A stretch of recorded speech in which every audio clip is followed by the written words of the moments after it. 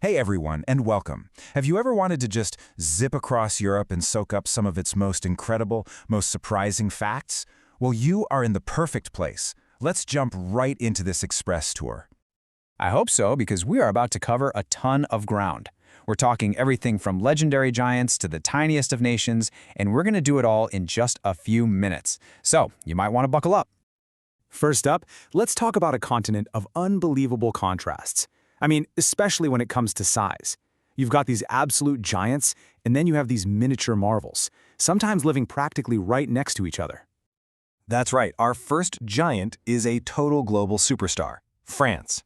You think about it, the iconic landmarks, the unbelievable food, the art. It's no wonder millions of people flock there every single year. It is by far the most popular tourist spot on the planet. Okay, so from the world's most visited, let's flip that completely on its head and go to the absolute smallest. Here's a hint. It's also in Europe, and it's just a tiny fraction of the size of Paris. Any ideas? And there it is. The world's tiniest sovereign state is Vatican City. And what's so wild about it is its location. It's literally a country inside of a city, a tiny, independent nation that's completely surrounded by Rome. Just amazing. So, just how small are we talking here? Well, Vatican City is only about half a square kilometer. To give you some perspective, you could literally walk across the entire country in just a few minutes. It's smaller than a lot of city parks. Or if you think in miles, that's only about 0.2 square miles. It's just tiny. And this incredible contrast, going from the world's most popular destination to its smallest nation, that's what makes Europe so endlessly fascinating. All right, so we've seen the contrast in size. Now, let's dive into a totally different side of Europe's character. Because this continent, it isn't just about geography. It is a land that is absolutely steeped in myths, fairy tales, and legendary creatures. Speaking of which, let's take a quick trip to Scotland. Now, when you picture a national animal for a country known for its rugged highlands and its fierce history, you're probably thinking of something powerful, right? Like a lion or maybe a majestic stag. Well, you would be wrong. It is, believe it or not, a unicorn. Yep, a mythical creature.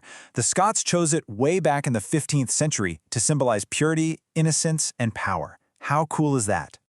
And the magic does not stop there. Take a look at this number, over 25,000.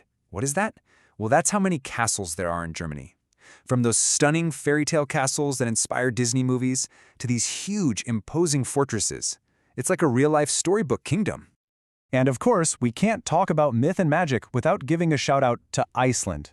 It's this incredible land of volcanoes and geysers, but it's also a place where a lot of people don't completely rule out the existence of, well, hidden people, or elves, who they believe live out in the ancient rocks and hills. Okay, let's journey from the mythical to the tangible. Let's talk about the incredible gifts that Europe has given to our daily lives. Everything from the food we eat to the way we get around our cities. And where else could we possibly start but Italy? I mean, can you even imagine a world without pasta? And we have Italy to thank for it. And specifically, the city of Naples gets the credit for being the official birthplace of modern pizza. What a delicious gift to the entire world.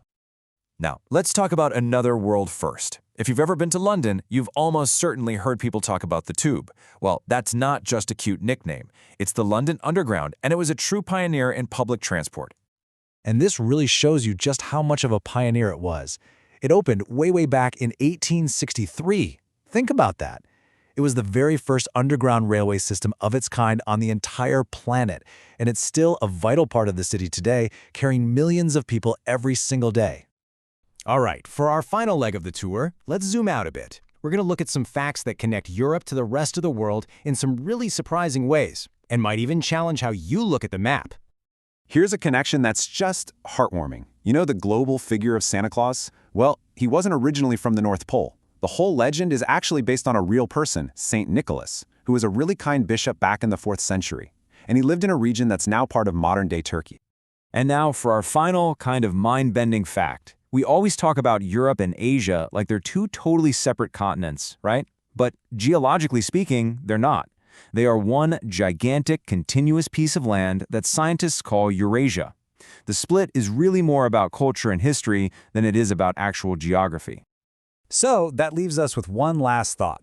Learning that Europe and Asia are physically one big landmass, It kind of changes your perspective, doesn't it? It makes you wonder, if something that fundamental can be seen in a totally new light, what other incredible connections and hidden truths are out there just waiting for us to discover?